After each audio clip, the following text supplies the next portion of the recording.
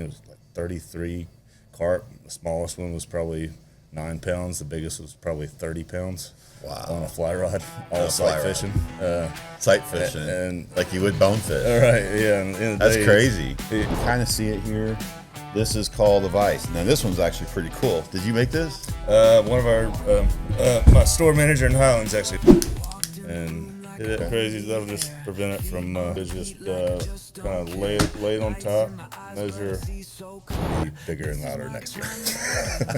So get ready. You might want to make other plans. But you can sacrifice one quiet weekend.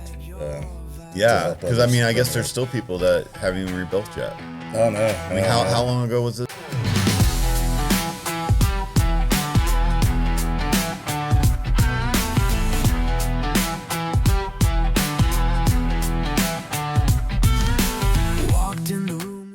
So here we are at Brookings, Kirk with Matt, and we're going to drink some beers and tie some flies.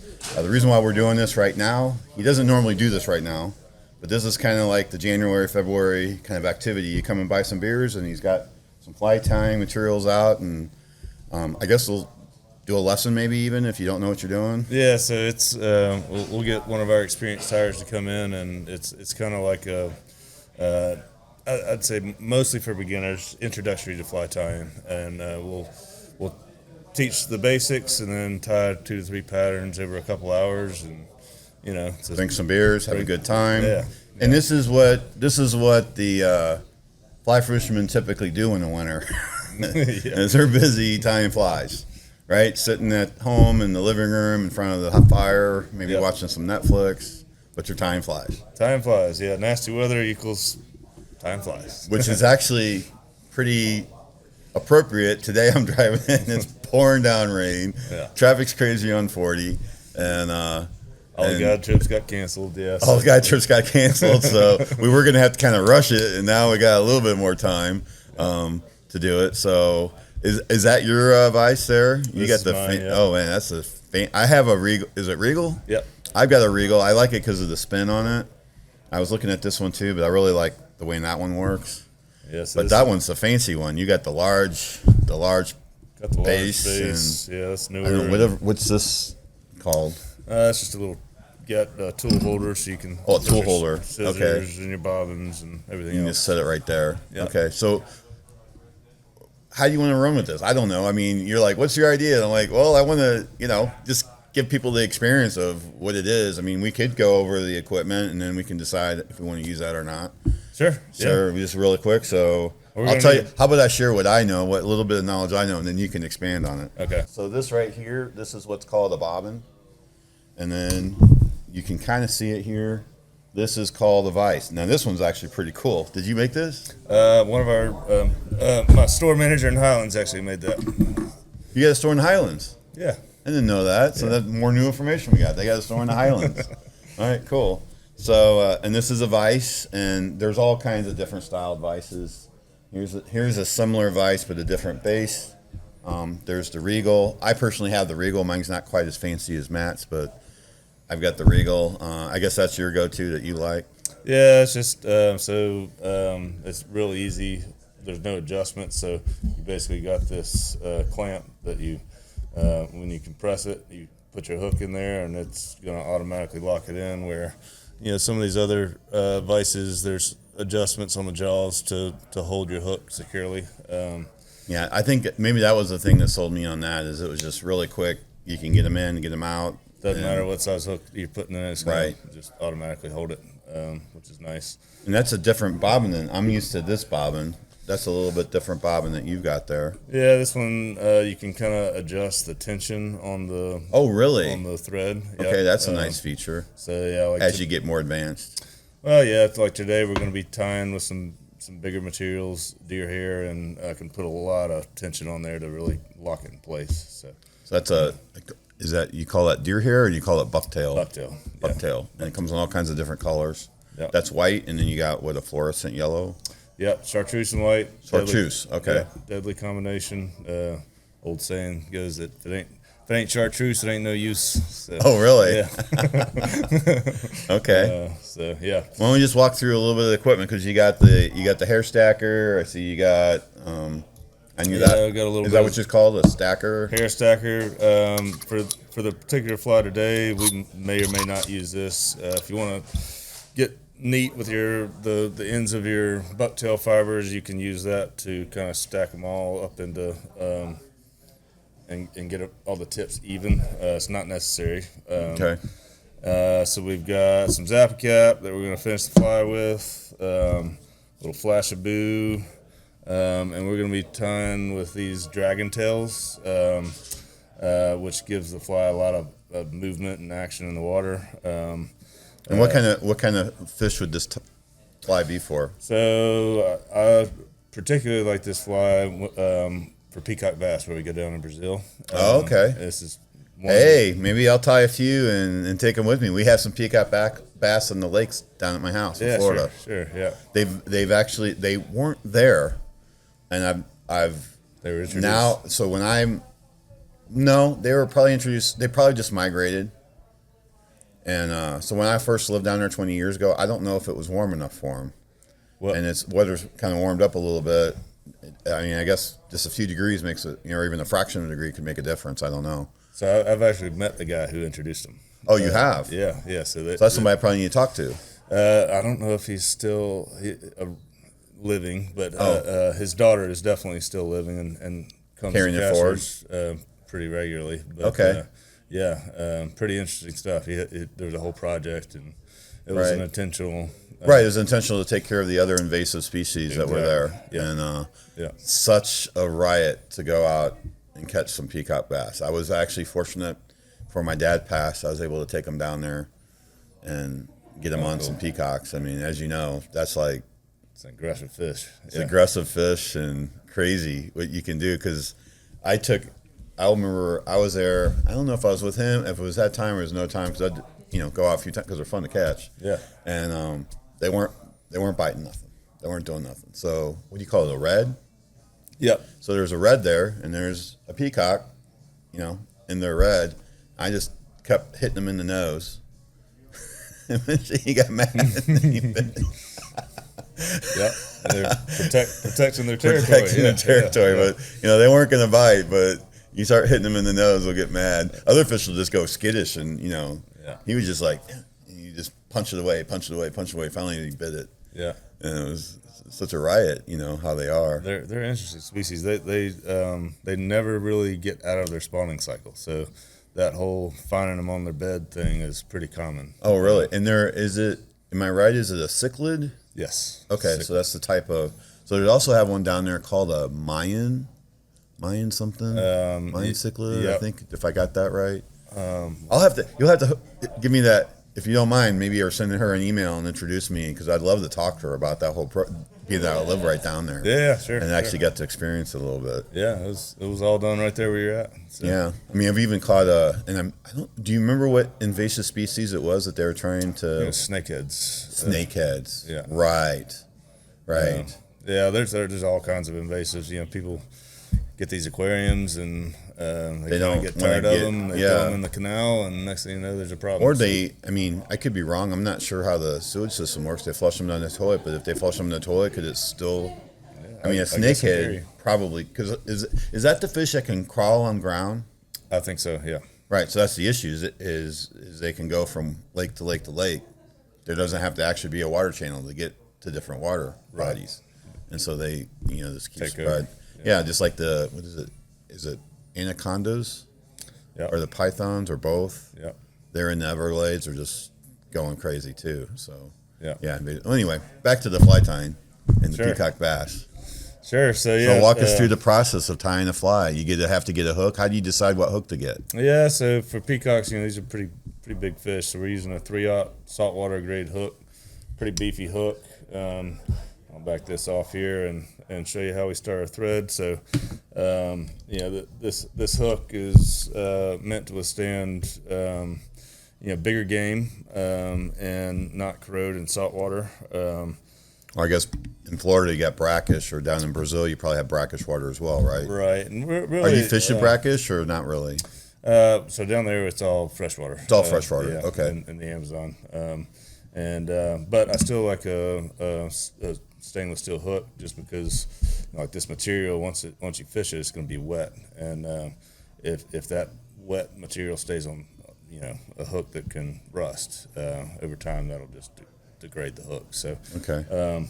Anyway, we'll start by starting our thread, and the way we do that is just kind of.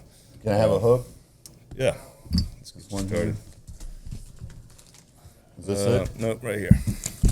So they got all kinds of different sizes. That's a 3. Yep. So this is. He's going to use a 2. Is that a 2 or? This is a 3. Oh, that's a 3 too, but Yep. you got one open already. There you go. And so I loosen this, and I'm going to have to adjust it out. And then, does this have a slot in it for the hook, or it's Nope. just friction? Yep. Just the. So on this pressure. one, I haven't used this one, Matt. So on this one, you're going to tighten it how tight? So you just finger tight with that adjustment, and then that cam at the bottom will lock it in place. So that's loose. Other way. Right, but that's finger tight, so it's, Yep. it's just there, and then this will go all the way. Yeah. Just lock. Probably about like that, right? Perfect. Okay. Bingo. All I right. need that right now. And then to start our thread, we're just gonna hold the thread on our side of the hook, and we're gonna start wrapping towards the eye of the hook, which is where the where your line would go. We're gonna make about 2 wraps, and then we're actually gonna wrap back towards the bend of the hook, and that's gonna lock. So we that. start away from the eye, wrap up to the eye, and then back towards. then I'm going to go back. bend. Yeah. Do I do it like super close wraps, or? Yeah, you want the wraps to be on top of each other, so it locks it into place, and it's not gonna fall off on you. And how far back do we go? That's enough right there. Yeah, just that's enough. And then we'll cut our tag in there, and we're gonna start by adding some dumbbell eyes, and this is gonna give our fly some weight. This material that we're gonna be adding is pretty light and buoyant, so we want to have just a little bit of weight to make sure it gets down. Oh, to so the this is depth actually of the little weighted. fish. Yes. So I use these for, what do they call it, a clouser? Well, so what we're Would this gonna be a clouser? Yeah, so what we're going to be tying is a variation of a clouser. It's basically a clouser. So these go on the top? Yeah, we're going to put it on top. We're going to make about 4 diagonal wraps on. So you do 4 in one direction, 4 on the other? Yep. 4 in one direction, then we'll come back and wrap the other direction. That should And then you go straighten the underneath eye it? up. So, all the way around it, and then we're just going to figure 8 it. Okay.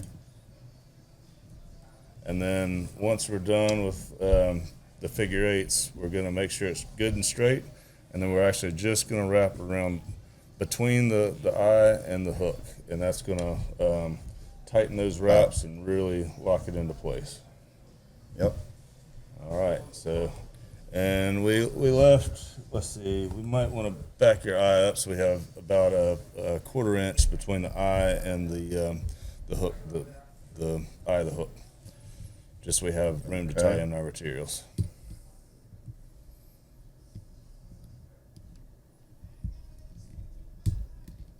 Tighten it up there again. Okay. Is that enough, you think? Perfect.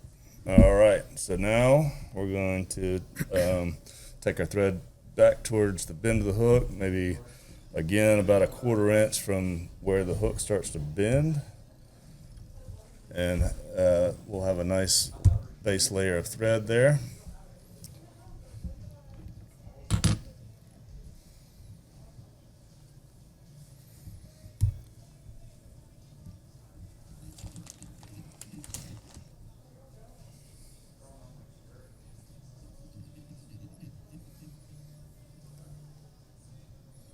Take it back forward. Take it back towards the bend. Oh, I stay on the bend. Yep. Oh, okay. Right there. That's good. All right, so now we're going to tie in what's called this dragon tail. So this is what's going to give our fly a lot of movement and action. So we don't need to use the whole thing. We're going to use maybe 3.5 inches. But one thing that's going to make this way more durable is to burn the end of it. I've found that if you just fish it like it is, this material will start to unravel off the back. So we're just going to take our lighter and hit it, and that will prevent it. Oh, just a little, not anything crazy. Yeah, nothing crazy. That'll just prevent it from unraveling on you while you're fishing. Okay. All right, and then I like to lay it up there and just kind of measure how much I want to use. And once I've got Is that, it like maybe 3 hook lengths or? so we're going to use the skinny end of the taper. So flip it around. There you go. Yeah, so probably 2.5 hook lengths. So you're going to end up with about 3 And that inches. ties in. That 2.5 is like this. That's perfect. Yep. So just hold it right there, and then we're going to go ahead and cut our tail. Okay. And if I'd known I was doing this, I should have brought my little kit. We've got a whole kit. If you want to grab that kit down there, we've got plenty of tools for Oh you. yeah, that's what I got. There you go. The little, I don't know who makes that, but the little foam. Wifey got that for me. There you go. Renzetti makes it. Yeah. Yeah. All right. So now that we've got our tail, we're just going to lay that on top of the hook, and we're going to lock it in with, How far up do we put it? Right behind the eyes? Not right behind. Leave about, I don't know, a 1/4 inch between the eye and the tail. Okay. And I like to do 2 loose wraps, and then after the 2 loose wraps, we're going to start cranking down on it and really lock it in.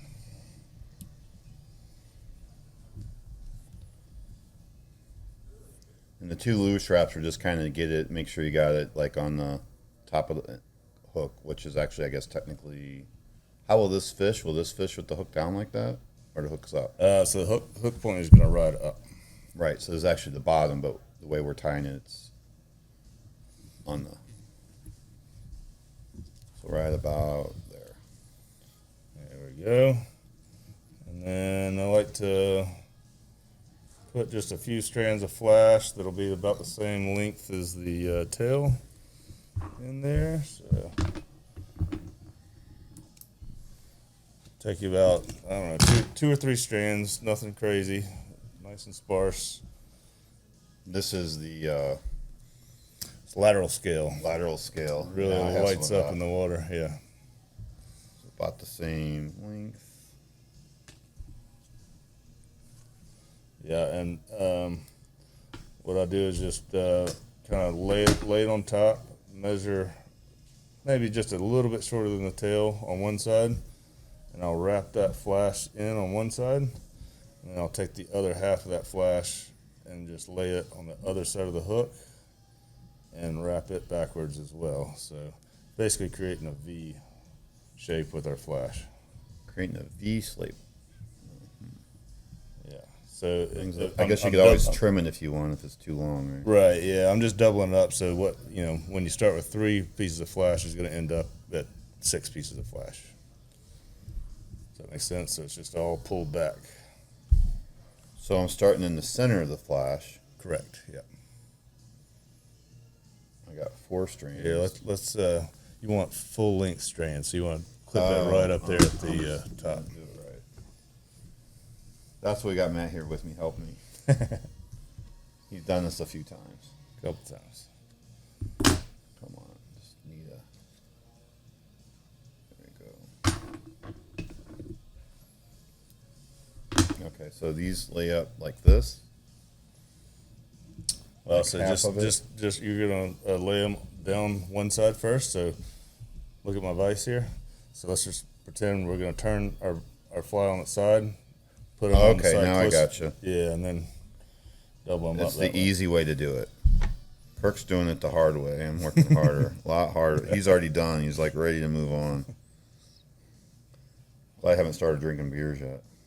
Do we need a beer? Is that Yeah, is that maybe the that's problem? what it is. All right, let's get some beer. While I figure this out, we'll let you do that while I figure this out. So you're just going to lay half of it there, and then that way you can get it wrapped in. That's right.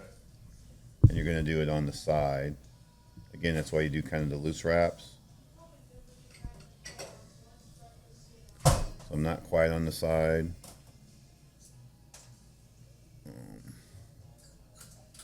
Wow. I am really struggling with this for some reason. I'll be right there. The static is part of it.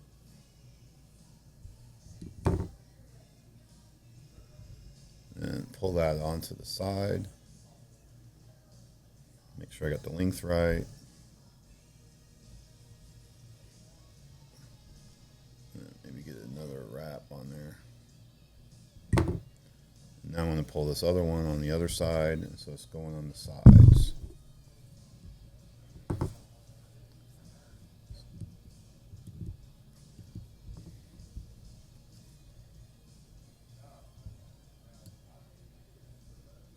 Now we just make sure that it's going on the sides. So do we wrap it down to where our wrap started on the rear of the Right, you want to wrap it right where you locked in that dragon tail. Okay. So what you do is you're going to pull this back and hold it, and now it's out of the way, and ideally it's got it on the sides because it's a lateral line, and you lock it in. Now we're fixed up. Let's see how I think not too bad for an amateur, there you go. Yeah, and but I only got 2 on the side here, but they're there. they're there. So just pull them back, and you can kind of get all the ends together, and then just take your scissors and cut where the shortest end is, and that way they'll be all nice and neat.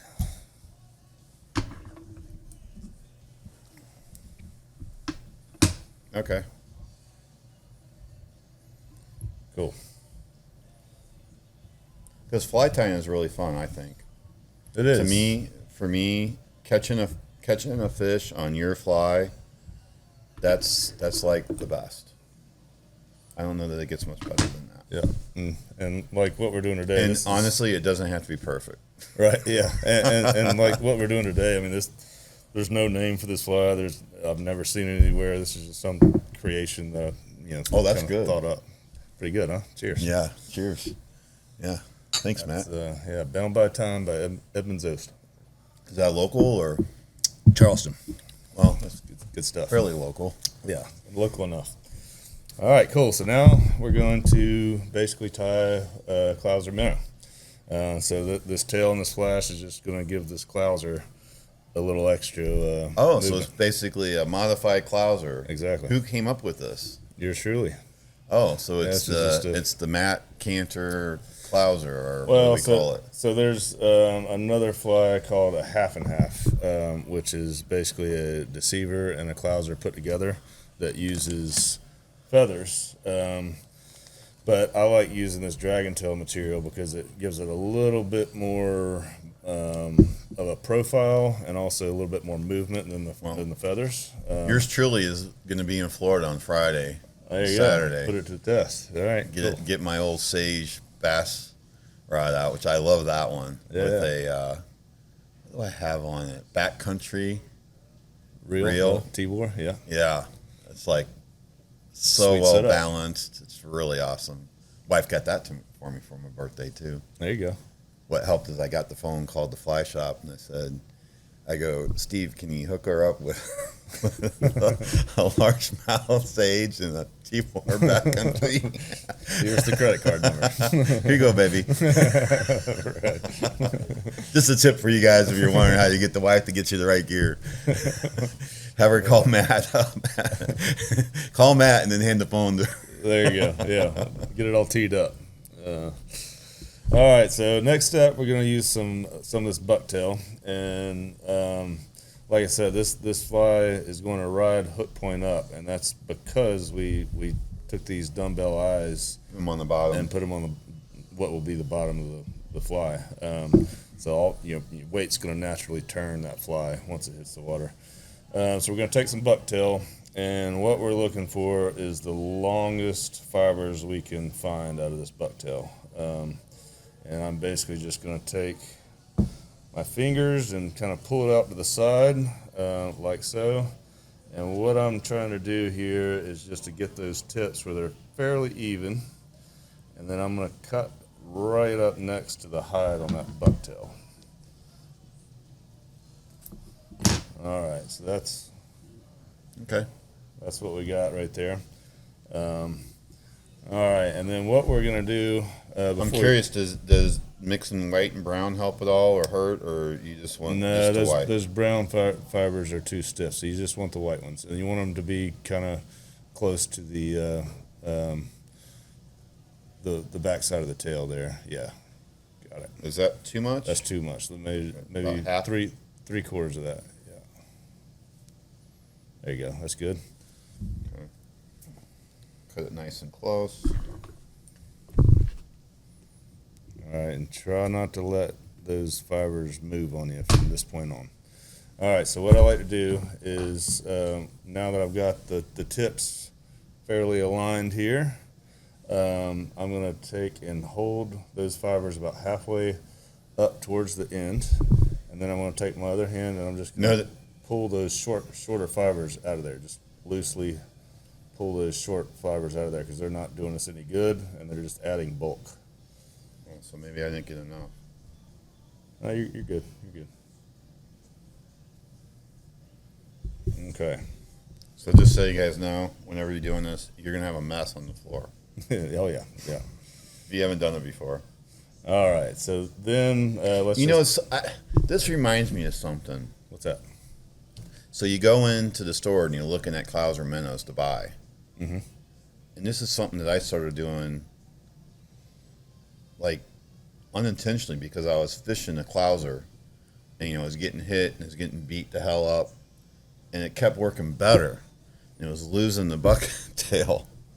And so I started, now that I'm asking you, like, how much, it's coming back to me because it's been a while since I tied these. I started tying them with, like, half that much. Yeah. Have you ever found that to be true? Like, you go, and again, this is why I tie my own flies. Is you find these little things out, or there's a color combination that for whatever reason you can't go buy it in the store. Yeah. If you want it, you got to tie it yourself. And that's the neat thing about tying your own flies, is you can go out, fish your own waters, figure out, test, find out, which is the reason why you hire guides, because they're out on the water 200 days a year, give or take, maybe. I mean, you remember not out 200 days now, but not anymore. But I used to. Yeah. Used to. You're out, these guys are out there 200 days a year. They know where all the eddies are. Because guess what? The water just rained. You guys canceled it tomorrow, but when you go fish, that just changed the whole setup on the water. Absolutely. Complete change. But you guys are kind of used to that. So you kind of know what happens when the water rises up from new water coming in. And once it clears up and it's ready to fish, the guides are going to know where to go. And that's, I'm just being very truthful. This is what I've found, because I don't have any idea. And even Matt will say, as a guide, when he's on new water that he wants to go fish, he'll go hire a guy for a couple of days, kind of get the lay of the land. And once he gets the lay of the land, he's on his own. He's good. He knows kind of how to fish it. But going out there, he's not going to waste his own time. And this guy knows what he's doing. Yeah, no, I mean, I just hired a guide. We were down in Florida, and I'm down with family for a week, and I want to get right to the fish. I don't want to screw around trying to hunt them out and figure out where it's out. Yeah. So just so you guys know, why would I hire a fishing guide? This is why. Because if he's down in Florida, he doesn't know the water, so he's going to hire a guide himself, and he's a guide. He's you're a professional fly fisherman. Know what you're doing. Doesn't change the dynamic of still needing to have a guide that fishes those waters 200 days a year. Yeah, I mean, just because I can cast and tie my own fly on the line doesn't mean I know where the fish are. So. Right, exactly. I just wanted to share that because I think for whatever reason that gets missed somehow. Yeah. Like, I don't need a guide. I can figure it out. Yeah, well, you can, but if waste a lot of time doing it. You're going to waste a lot of time if you want to go spend 200 days on the local waters here. Yeah, you'll be pretty good after a couple of years. Yeah. But it might take you a few years. You're not just going to go run out there and just start catching. No. So, and to speak to that even, sometimes you come up with a donut, don't you? Oh, the best intentions. It's just, the fish it's a natural species. They're wild, even if they're what do you call it? stocked. Yeah. Even if they're stocked, they're still it's a wild animal. Yeah, they're fish. And they're fish, and they don't have to eat all the time. Exactly. They're just like us. Yeah. So anyway, just wanted to kind of little, what would you call it? Public service announcement for fly guys. There you go. There you go. I like it. I like it. So we got the bucktail. It doesn't matter if you didn't grab enough. So you got a little bit more than I do, but that doesn't really matter. Yeah, sparse is good. Works in my too. opinion. Yeah. All right, so we're gonna take our thread. Well, hold on our materials. We're gonna take our thread and move them up on the eye side of those dumbbell eyes.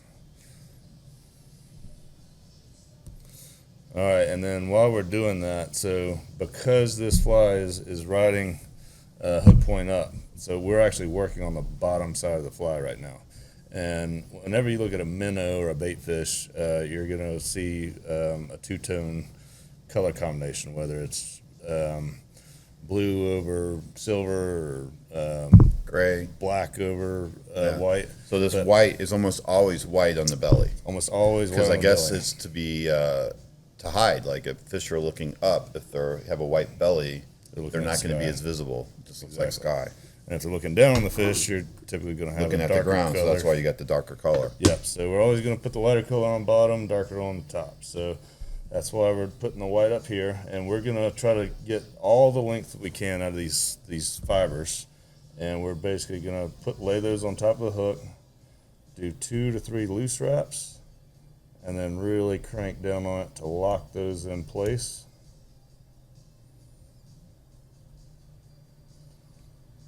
Like so. I missed a couple.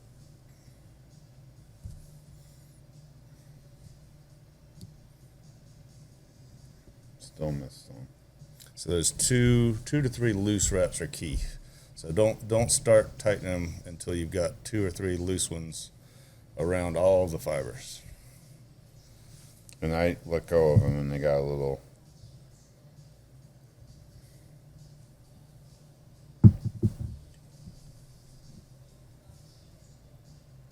How far up to the hook do I put it? Do I cover the hook? No, you want to leave a little room. You don't want to crowd the eye because remember we got right there, but you got to have those 2 loose ones. Yeah. In front of the eyes. Right directly in front of the eyes. Yeah. There's 2 loose ones. All right, now the third one you can start putting some tension, and then each wrap beyond that put a little more and more tension on it. Still crowded the eye, I feel like. That's all right. We can clean that up with our scissors, which is what I'm doing right now. And then I got a few that didn't make it. That's okay. So I look like this right now. That's perfect. So yeah, just take your scissors, clean up the eye of the hook, and then we can lock those ends in place with a few more wraps of our thread. So yeah, just tidying everything up there. Oops. Uh-oh. A few more wraps. It's going a little bit too hard on it. All right, so there's an easy fix for that. Just start your thread right there right over top of that broken end, and no harm, no foul. And we're just going to wrap that back in there.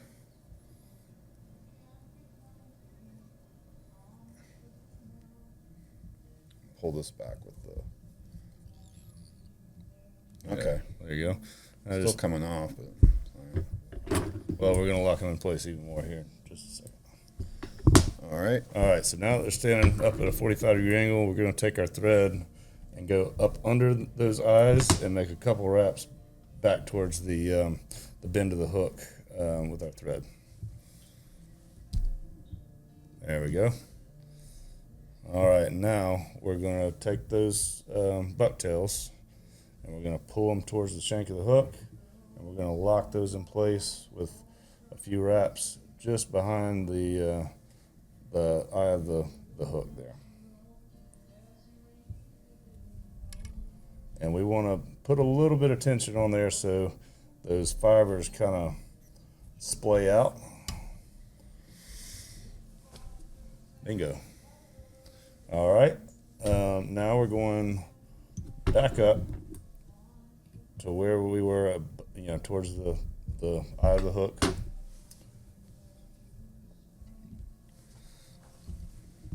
All right, perfect. Now we're gonna add our top color. So we're gonna go chartreuse. Like we said before, if it ain't chartreuse, it ain't no use. Good all around color for just about any predator fish. And we're gonna get the same size clump, just like we did before. You want to balance it. Correct. And then we're going to do the same thing, kind of hold the tips of those fibers, pull out the short ones so we're not creating any extra bulk. That's the thing I remember. That I don't know whoever taught me how to tie these. I do remember that part of it.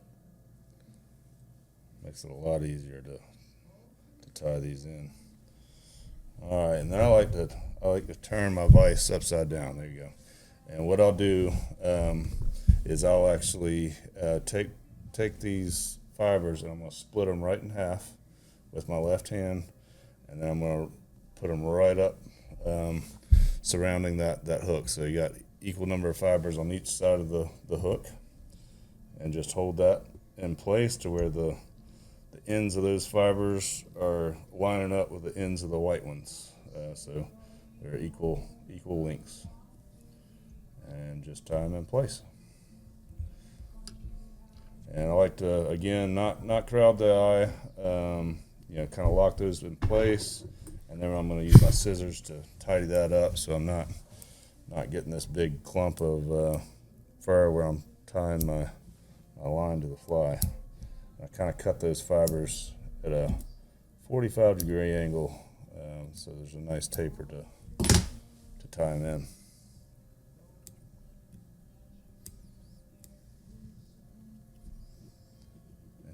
After we've cut them, we're just going to clean it all up by wrapping everything in place.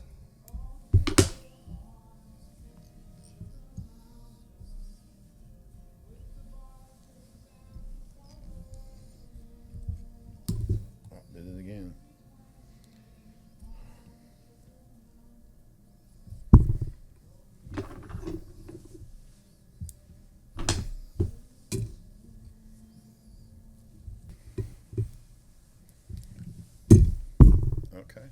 All right. Last step, we're going to add just a little bit more flash. So same principle as what we did before, except these pieces of flash are just going to be the length of those bucktail fibers. So we've got some long ones hanging out the back, and these will be same length as the bucktail. This time I'm going to get about 4 to 5 strands of that flash material. There you are. Okay. And I'm gonna lay them first. I'm gonna hold them right in the middle of the length of the flash. And then I'm gonna tie them in on my side first.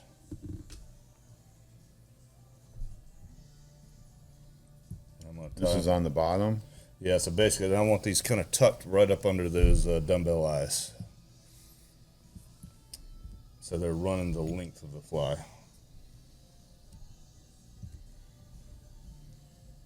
And once I've got it tied on my side, I'm simply going to pull it back away from me.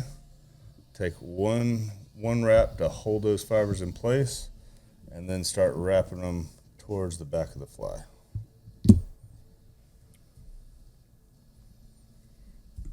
Just getting too much gorilla in that thread.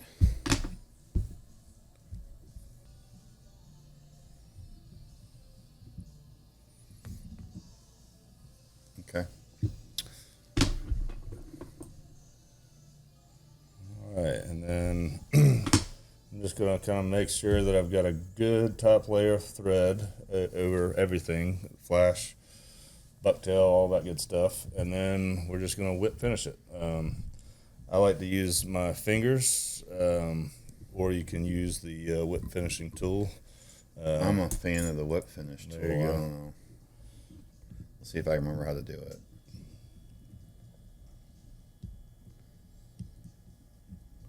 There you go. Now pop it out. Pull on your thread. Bingo. Yep. Oh, there we go. Yep. So you can do what Kirk did and pop it, or you can cut it. Either Oh, one. that looks good, dude.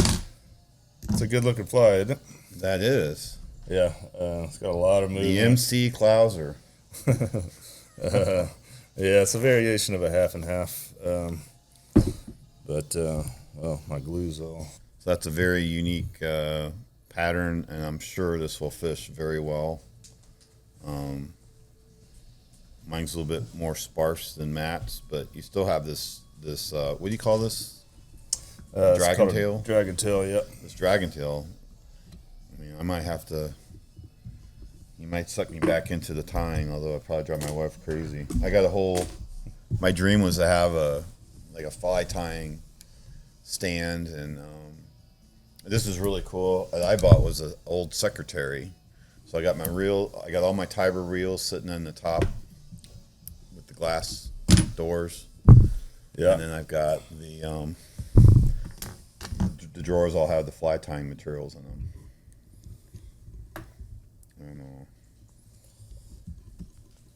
So it worked out really well. And then, eventually you'll gradually build all your hairs and supplies and whatnot. And I got probably, chartreuse, Kelly green. I mean, I got all the colors, but I'd be honest. That chartreuse. That chartreuse is hard. These two combos, like if you're going to buy two, you need two colors. Yep. And if you're going to buy two colors, so this is the first two to buy. Yeah, my go-to for clear water, bright days, chartreuse and white is a great combination. If I've got darker water, maybe a little off color, I like purple and black. Really? But yeah, I really like the orange and chartreuse. Yeah, there you go. And then the other fly that I tie is there's a guy down there, a fly shop down there. I forgot the name of it. I forgot the name of the guy that owns it. He used to fish up here. Old Florida Fly Shop? Huh? Yeah, Old Florida. What's his name? Darren? I think so. Darren. Yeah. I don't know if Darren made the fly or not, but anyway, his shop carries it, and I want to say it's a chartreuse and orange woolly booger with rubber legs. There you go. That thing is just wow. Wax them. And so I went crazy, and I took it a step further. He might make those now, I don't know, but I make them articulated now. There you go.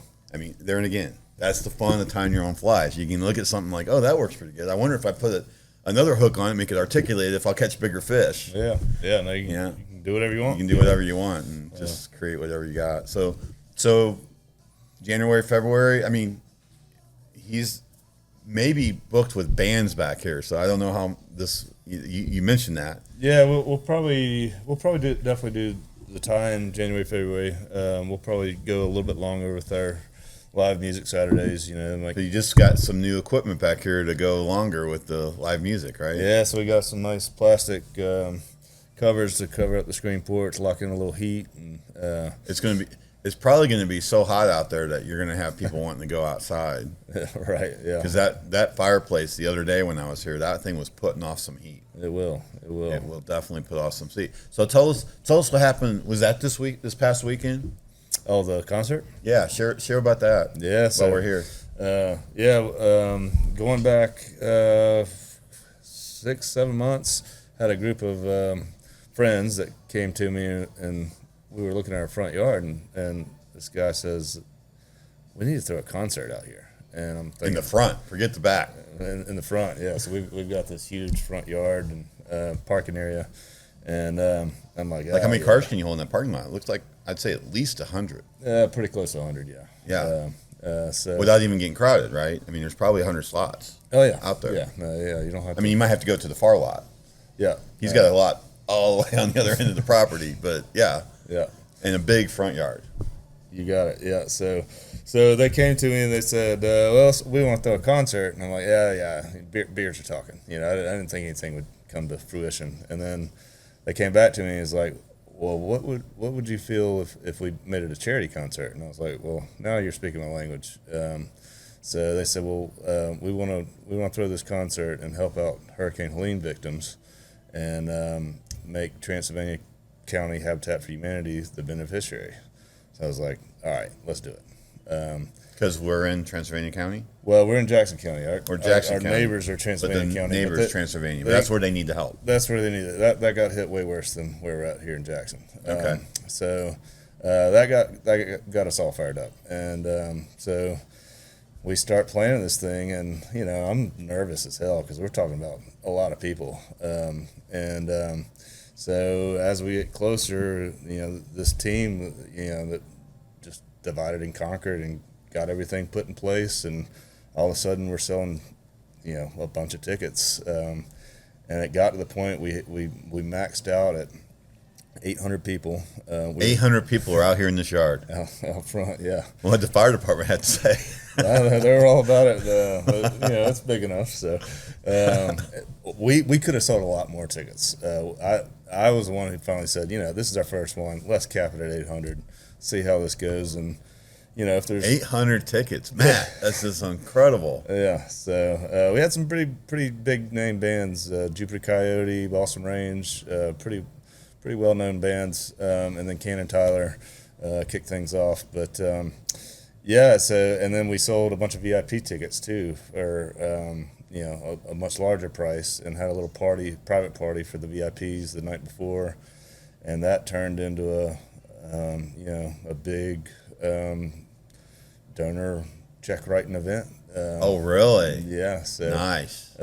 So what's the grand total? $200,000. $200,000. Yeah. Wow. We were able to raise $200,000 for Habitat. Habitat right down the road, and you know that goes immediately to families who really need it in the local community. So that's like you said, it's down your alley. It's helping out the local community. Yeah. Really Made us feel good, and the whole thing just went off flawless. I mean, I got exactly one complaint. We got an email the day after, and this guy said that, you know, he was looking forward to his peace and quiet, you know, but that got disturbed by our music, and I politely told him the results of the event and that it will be bigger and louder next year.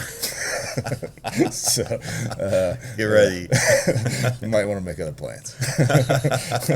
But yeah, you can sacrifice one quiet weekend. Yeah, because I mean, I guess there's still people that haven't even rebuilt yet. Oh no! I mean, how long ago was this? I mean, because actually, that traffic I was caught in this morning, that's all part of it too, right? Oh yeah, that's the damage from the lean. So yeah, we're coming up on a year, and really, the thing that I'll have to say, it looks like those highway repairs that they're doing, they're not just doing just a Band-Aid. No, they're going in there and make sure it's not going to happen again. There could be another. It looks to me like the way they're building that, because I saw one section of it, because I guess the edge of that went basically right straight down from the road into the river. Mm-hmm. And some of the sections I saw where they look like they're getting ready to, you know, maybe make the 4-lane pave through there, they got like 200 feet. Yeah. They're like almost redirecting that river. They're literally building it up. It redirected itself. It redirected itself. Yeah. It was so deep of water. It's just amazing. Like today, like you said, you can't. I mean, we had just a little bit of rain this morning. It came down. It was like really hard rain. Tomorrow's washed up. That's it. I mean, I guess you can go out on the water, but it's so muddy. You can fish the creeks; they'll clear up fast enough. But like for instance, I had a guy that wanted a smallmouth bass fish, which is, you know, the bigger rivers, lower elevations. That's going to be a no-go tomorrow. But so that kind of things happens. That's part of it. Yeah, just part of it. So when you book trips, I've always recommended, when people talk to me about it, I always recommend booking at least 2 days. Yeah. Because you never know what the weather can do. I mean, we've been washed out. You and me. Yeah. We were here in the winter, because actually I wanted to share that. Winter is still a good time to come fishing. Oh, it's one of the better times. One of the better times. We had a really good day because it had warmed up after a cold spurt.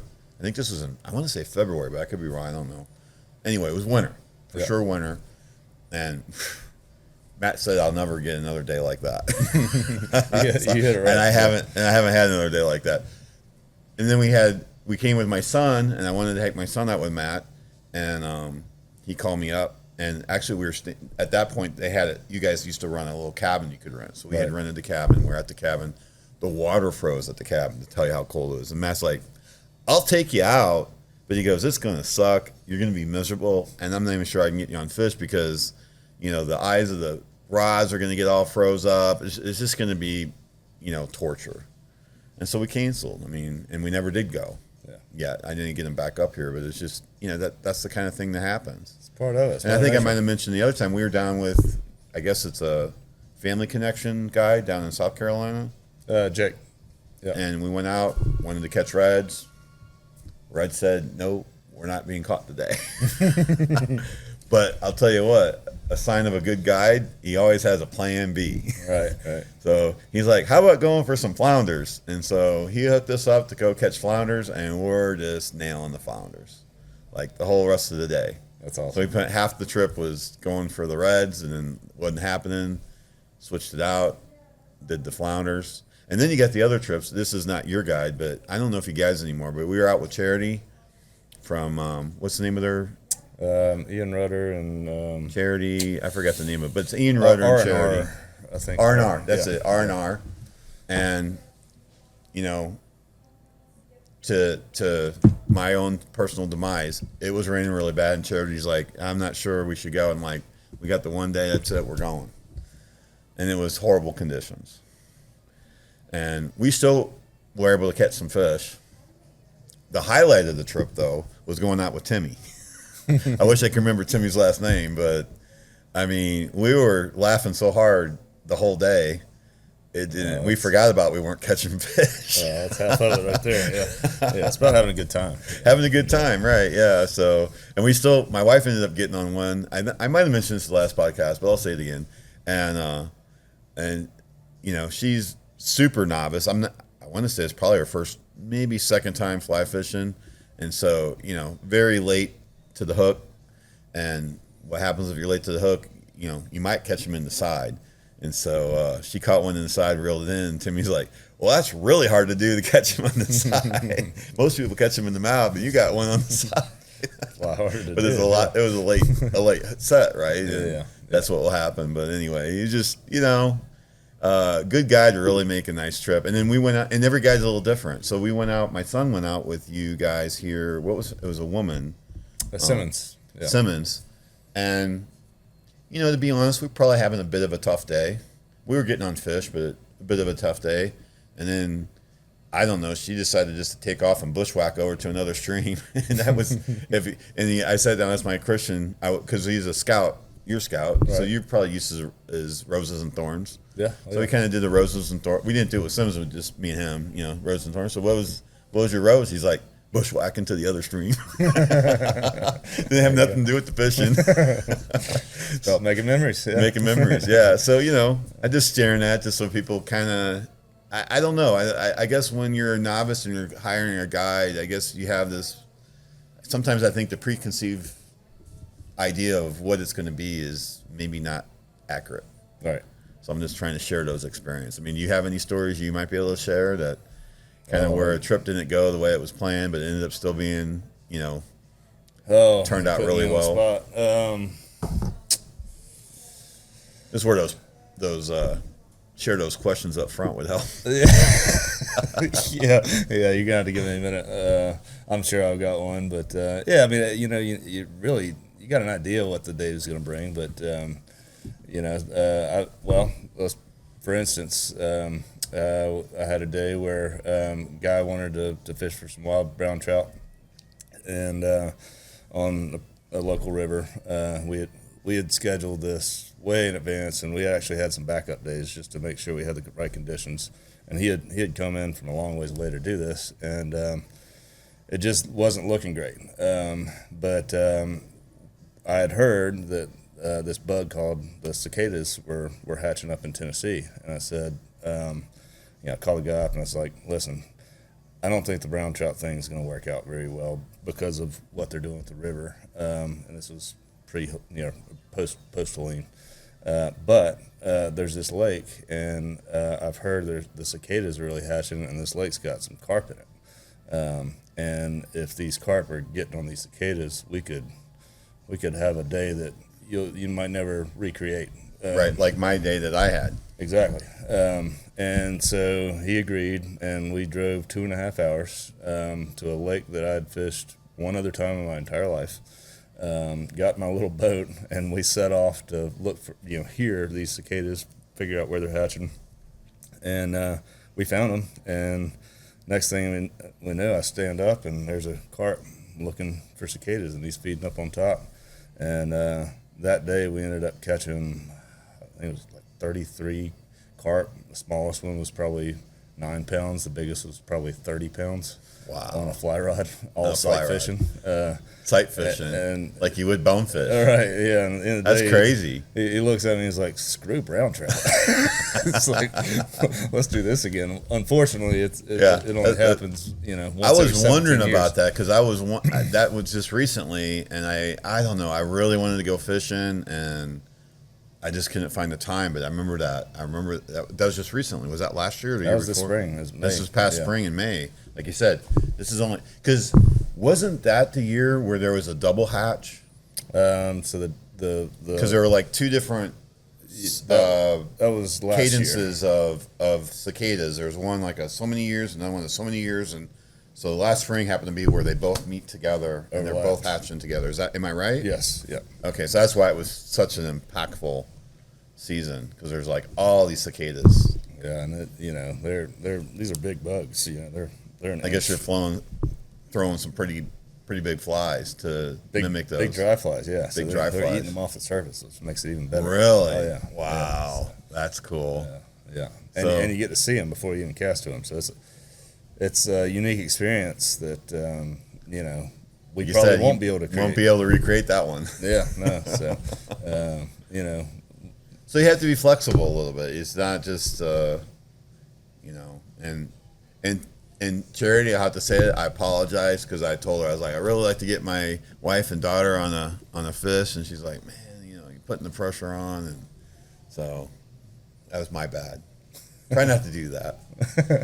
that doesn't help the situation. It doesn't help the situation. It just adds another layer of anxiety and stress, and it's just not. I find what I do now is just tell them, look, I'm out to have a really good time. I want to be out in nature. That's how we were with Simmons. We just want to be out in nature and have a good time. Yeah. If we catch some fish, that's a bonus. Yeah. And I think if you go in it with that attitude, it's so much better trip. Well, and your guide's going to work a lot harder for you too. When it's demanded, it's and forceful.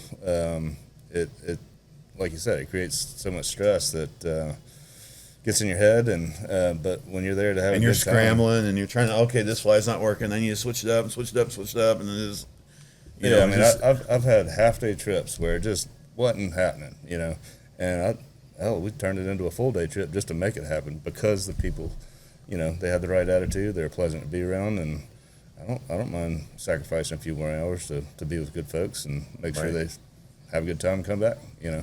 But, how's you guys still have private water, right? Oh yeah. Yeah, that's been great. It's that in today's time, it's hard to find an area on public water where you can go somewhere and not see anybody else. And so having that private water access is just really beneficial because you at least know one element of the many different variables is taken care of. You've got a section of river that you can have yourself. So that's a pretty big deal. But still floating the tuck's pretty good. Oh yeah. Even on busy days, floating tuck. So I got a question to ask you. I remember wading the French Broad. Am I right? Yeah. We're wading it. The fork. So I'm driving, and the French Broad is this gigantic bridge. It's like a half mile across. Is that the same French Broad, or? Well, that's where all the forks come together to make the main stem. So where we waded was the East Fork of the French Broad. Oh, the East Fork. So they get really skinny. Oh yes, the East Fork, North Fork, West Fork, Middle Fork, they all come together in the town of Rosamond to form the headwaters of the French Broad River. Okay. And it just gets bigger and bigger as it picks up more and more tributaries. And does that go all the way to the ocean? Yeah, eventually. Yeah. Okay. Yeah. I was wondering because I was like, I'm crossing this bridge, seeing this French Broad, and I'm like, I waded that. Is that the same? That can't be the same. Yeah. So it's the branch. Yeah. Yeah. And all these branches form the actual river. I see. Yeah. So where did it get its name? You know? I don't know. I should know. French but, Broad. Yeah. I mean, that's interesting. I know it's one of the oldest rivers in the world. Really? Yeah. Yeah. Well, like these mountains. Yeah. Same thing. Yeah. Right. Now, I thought these mountains, if I'm not mistaken, used to be as high as like the Rockies, right? Higher. Higher. Yeah, they're that much older than the Rockies. And they're lower just because they've been eroded away over time. Millions and millions of years of erosion. Yeah, so they used to be just as jagged and tall as the Rockies, but now they're kind of rounded Smoothed off over and covered with trees. That's just from time and Mother Nature doing her thing. Right. So this is a question I asked my uncle and his friend. I was like, let's see if you know the answer. This is a neat little bit of trivia. What's the highest from base to summit mountain in the world? Base to summit. I have to say somewhere in Hawaii. It's it. I think it's called Mauna Kea, something like that. Right. Yeah. So it's like, I think 1,600 meters taller than Everest. Yeah. If you count from base to summit. Yeah. Like crazy, huh? Crazy. And then not counting what's underneath the water. Yeah, I think underwater is actually more than what's above it. Yeah. It's mostly underwater, but it's incredibly tall. Yeah. That's an interesting little fact. Well, Matt, thanks so much for the beer. Really appreciate you taking the time out of your day today. And I get to take this fly and go try it out there in I'll take Florida. mine too. Yeah. Okay, well, just in case I lose one, get in a tree. There you go. So they are. Matt was a little bit longer than mine. So I got, but they all look pretty good. And like I said, the spars sometimes, you got to play around with it. And that's the thing about tying your own flies. You can literally, I'll never forget being over at the Davidson River, and I got my little collection of flies I was going to go try to catch somewhere on the Davidson. And the guy's like, dude, this is trout fishing university here, and you don't have enough time on this water. And I'm like, what do you mean? He goes, he opened up his fly box. He had 2 flies, one on each side. He only had 2 patterns, and he must have had a dozen sizes. Right. He's like, you got to match the hatch. And it's not really hatch, but it's nymphs, because it's over there, it's nymphs. But he goes, like, you got to match those nymphs exactly, because if it's like 3 millimeters longer than what's in that water, they ain't touching it. Trout with PhDs. Trout with PhDs, yeah. That's the university, I guess, is the trout, right? Yeah, that's right. Yeah, so, but I've seen you've caught some over there on the Davidson. Oh, yeah. I've seen some pictures. Yeah. I live close to there, so it's easy to go hit there and get one. Yeah. Yeah, there's nothing like catching a big trout. It's fun. That's fun. It's fun figuring it all out, putting all the pieces of the puzzle together. Yeah, so when you're over there catching one of those big ones, I'm just curious, like, how much time you're putting in to get that big one over there? Oh, man. Yeah, I mean, you could... When you caught the big one, it was like an all-day adventure to get one? I mean, sometimes it's multiple days. I mean, when you find a big fish, you can kind of... If you can spot the fish, you can... You're literally spotting the fish. And he's hanging out in this little eddy or whatever. Yeah, I mean, he's got his feeding lies and he's got his resting lies. And if he's in his resting lie, don't even fool with him. Let him rest. You come back tomorrow, see if he's feeding where he should. Because what they do is they sit there in the still water, and they're like, feed. Well, I mean, is that what they do? Sometimes they're just resting. Period. I know, but I'm saying, but they'll be in that stiller water, and then they'll move into the faster moving water, grab something, and move back. If they're feeding on bugs, so there's, when we're talking about brown trout, especially, once they get to a certain size, they turn into carnivores. So they're eating other trout. They're eating trout. They're eating crayfish. They're eating sculpins. They'd rather eat once or twice. So you're not going to get one of those big ones on a small little nymph. It could happen. It could happen, but mostly it's going to be, because I know when I was down in, have you ever fished the White River? Yeah. So one of the guys over there is, I can't remember his last name. His first name's Jeremy, and I think his website is like Trout Doctor, and .com, if it's still active, and he was doing those articulated trout patterns Right. for browns. I've fished mice at night for brown trout. I mean, Mice at night. yeah. I mean, these things, they'd rather eat once every 2 or 3 days. They can eat one mouse every 2 or 3 days versus having to eat all the 1,000 time little some bugs. bugs. Yeah. So they figure that out pretty quick when they get to a certain size. Yeah. Especially brown trout. Yeah. That's interesting. Yeah. Yeah. Well, anyway, I was really hoping I'd be able to go out on a trip, but doesn't look like that's going to happen. Mother Nature. Yeah. So it is what it is. I'll be back up. I'll be back through. Sounds So good. Anyway, thanks so much, man. I really do appreciate it. Thanks all for the coming to information. visit us. Yeah. And so, just to recap, you're going to be having, if you go and buy a beer, you'll have the table set up, and you'll have to check the website out to see when. It's not all the time. You're going to. No. This is free range. So yeah, this is. If you want to come play with our equipment or use our materials. Oh, really? Yeah. Free range in the winter. Yeah, Okay, well, not a specific all, time. All year. All year. Yeah, anytime. But you got to have a beer. Something. Buy something. Buy something. Get a hat, buy a beer, Yeah, whatever. water. I don't care. Yeah. But yeah. Okay. And then this winter with the new deck upgrade, you're open to have some live music out here. Yeah, for sure. Yeah. Okay, cool. Yeah. And then obviously you'll have the little garage door open and you can beer, wine, whatever. Yeah. Do you ever have food too, or when the music's there? No, we've got prepackaged food. Prepackaged Yeah, food. we're not cooking Okay. or preparing anything, but we do have some charcuterie stuff, some popcorn, peanuts. Yeah, just so they know they have they can have Something to something. snack on, yeah. Something to snack on. Okay, cool, great. Thanks again. Yeah, All absolutely. right, we'll be in touch. All right, sounds good. You